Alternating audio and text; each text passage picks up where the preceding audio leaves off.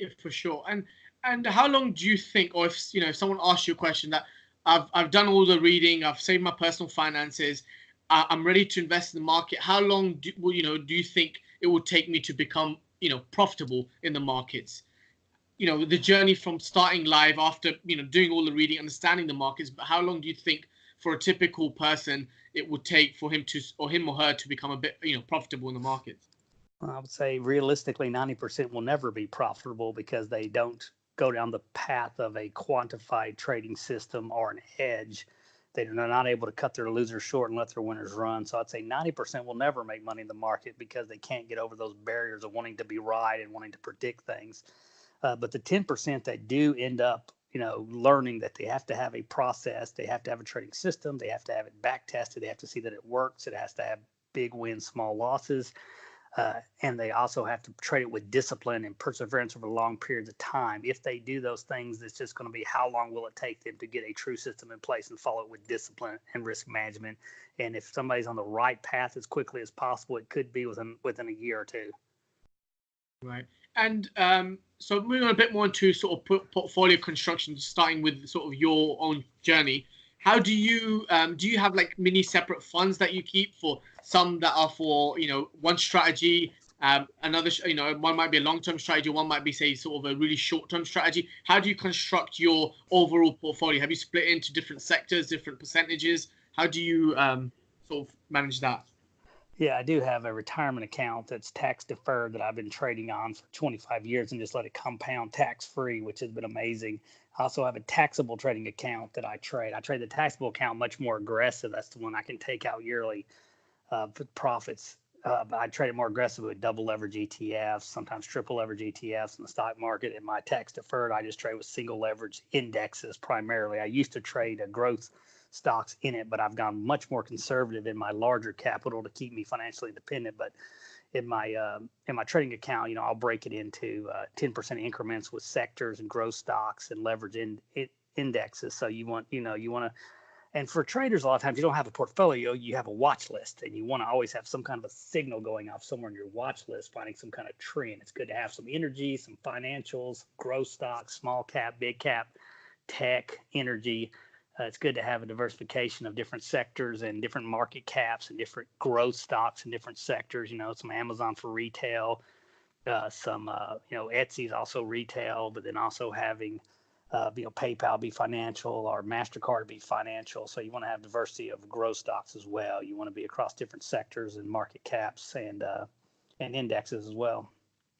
And what percentage of your like entire portfolio would you say that you like to keep in cash? And does that change? Has that changed over, say, the last decade now? Because obviously we've had around a decade of sort of a bull market. So how is your cash sort of position changed from say 5 years ago to what it is today? Yeah, I usually keep about, well, nowadays maybe 50 to 70% in cash most of the time now, but I used to be much more aggressive. I'd be all in tech in the 90s, and I was still all in the stock market in 2003 and in the individual stocks heavy in the 2003 2007 run. And I've got more conservative now, but now that I've got enough capital, my main priority is to keep what I have. So I will keep a minimum of 50%. I mean, every now and then I'll get enough signals where at least my tax deferred account will be all in single leverage indexes, but that has become more rare since we have gone so far so fast for so long to get the right signals for that. So I usually stay about 50% liquid in cash across my accounts and have on about 6 position trades on at a time. Right. And what is the sort of typical duration of those positions that you like to hold? How long do you roughly? It depends. I mean, my winning trades can last weeks and sometimes over almost into 2 months. Sometimes with a winning trade, the average holding time for me is probably about 3 weeks to 4 weeks for a winner, and for a loser, a few days. Right. And so you were touching upon your different sort of bit of on the trading styles, so swing trading, trend trading. So could you explain a little bit for our viewers out there that may not know those sort of terminologies about what that is and what are the different those trading strategies, please? Yeah, a swing trader can trade inside of ranges or even in trends. Your swing trader buys low and then they sell high, which people think that's the holy grail. But in trends, there's no pullback to buy low with. The highs just get higher. So a swing trader will buy low and then sell into rallies in the high, or they'll sell short when the market's gone too slow, then cover on the way back down.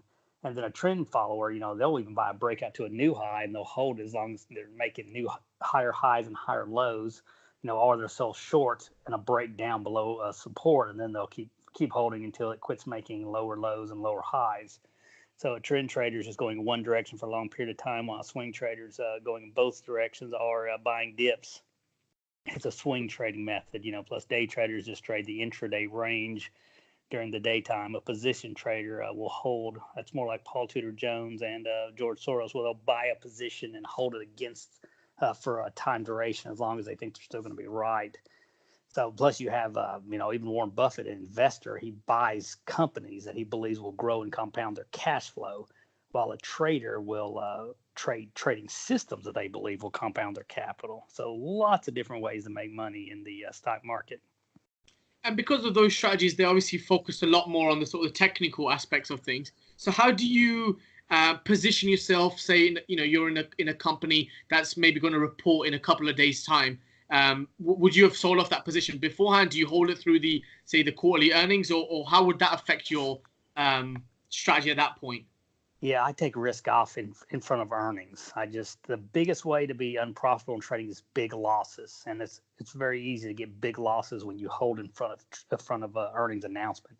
What I've seen in my studies of the stock market is most really good trends go on into earnings or go on after earnings. The earnings gap is a high risk trade, and I try to eliminate big losses. And one easy way is simply not to hold through earnings. So I have done well trading the trends into earnings or out of earnings, but not through earnings. It's just too big of a risk event, and it's not really what the earnings are; it's what the expectations of the earnings were. So regardless of what the numbers are, you can go in any direction. Yeah, definitely. I think we've seen that a lot in this year so far. In fact, actually, where the numbers have been for some companies quite good, but they've not touched the expectation level, and so we've had a massive after hours declines on some positions. And so obviously, because the markets, I think even David Einhorn, who runs Greenlight hedge fund, he was mentioning about, obviously he had massive losses last year, and he was saying, criticizing the fact that the markets, the value investing that he used to do, it no longer matters so much. So how much do you think now, because of the rise in these quant funds and now, the technology aspect of things, that it affects the fundamentals, say, in companies, or and how you make money through, say, value investing versus, say, trend following or focusing more on the technical side of things? Yeah, I think a lot of the edges have changed over the years. I know Warren Buffett had a lot of trouble buying value stocks because the valuations never got as low again as Benjamin Graham had that mentored him. A lot of that is just, people now know how well the stock market performed. So now there's not the edge there. People jump in and buy those value companies now with just the amount of competition has grown up in the stock market itself. And, hedge funds have actually underperformed the S&P 500 overall. Warren Buffett bet that he could beat a basket of hedge funds and somebody else could pick which ones he wanted to compete against. And Warren Buffett was able to beat them. I think it was a 10-year period by simply buying and holding the S&P 500 index. So the S&P 500 index's edge has still held up because they bring in the winning stocks and they push out the losing stocks. The S&P 500 is a system itself that still continues to work even with the algos and algorithms, going nuts intraday with speed, scalping and beating people to their bid and ask prices. The best way to beat the algos is to trade at a time frame above them. If you're trading on the daily time frame, you're not going to have as much trouble beating algorithms as you would if you're trying to scalp or day trade. So there has been the speed of the market has increased dramatically overall, and a lot of the old edges have changed, and things just happen faster. What used to be a swing trade over a week or two now can happen in a matter of 2 days and then reverse again. So I think with the amount of participants in technology, everything's getting faster, and some of the old edges are disappearing. So do you think that should put off, or obviously, or shouldn't put off retail investors saying, well, it's no point me, before I was competing in the markets against all these big institutional hedge funds, and now I'm competing against robots. So should that put people off, because obviously they're sitting in, say, their bedroom or their office and just putting on and off trades. So do you think, what should their mindset be when they go into market? Should they have that fear factor that there are algos out there that could just change things around and cause, like in 2008, there was criticism on AQR's Cliff Asness, who's the founder of the company, saying, "Oh, algos took down the markets." So, do you think people should have that fear when they trade, or?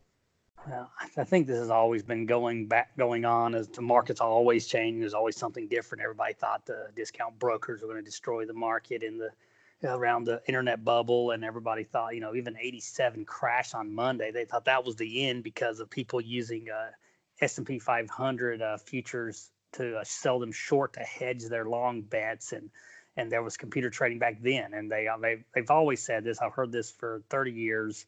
And there's always accumulation, distribution cycles. There's always trends. There's always bear markets, bull markets, crashes. And there's the same, there's always price patterns. And people program the algos in the system. So people have to program those. So there are some that have artificial intelligence now and do have machine learning. But they're still creating patterns and different things. And I've seen this especially really strong. They thought it was into the market in 2008, 2009, and we're 10 years later. And I've had some great years since then, trading trends and swings. So I think people don't understand. They've been talking about this for 30 years at least, and probably even back in older times as they computerize the stock market. So nothing new here. Great. And so just to get your thoughts on the overall market and the situation we're in today, obviously, for everyone that puts on Bloomberg or CNBC, we see, quite a lot of people coming on the show and saying, "Oh, we're late cycle. We'll probably get, maybe recession in a year, 2 years," and then people keep pushing out the years time frame. So, what are your thoughts on that? Does it bother? Do you even have a thought on that because you're in and out of trends, or what's your thought now in sort of this late cycle, if you will, of what people are calling? I use signals. I'm going to go with the path of least resistance as the signals on the chart tell me. So it doesn't matter if this could be the 1982 March of 2000 bull cycle was incredible with a few crashes here and there. But if you look at 1982 to 1999 or 2000, you can see this big bull market, and everybody thought that was crazy because of the debt we were going into at the time. Then you can look at the 2000s from 2000 to 2009, gotten at no returns in the market.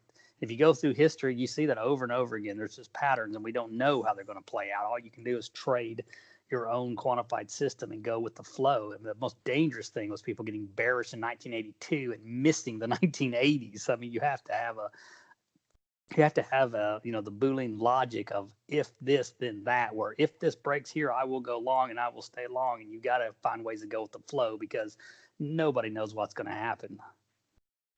And so just sort of to end off on the interview, to give all our viewers out there a bit of what sort of books do you recommend for everyone, the beginners starting out basically in the industry? What should they start reading first?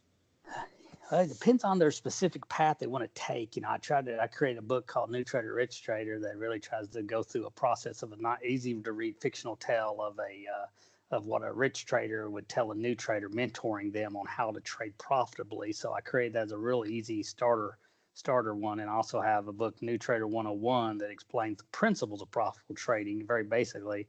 And then I have a bunch of moving average books that actually show the quantified data for how moving averages have traded over the 21st century to see what happened and how those trends were captured from a profit and loss standpoint. So I've created some good resources for traders. And these are all available on your New Trader U website, correct?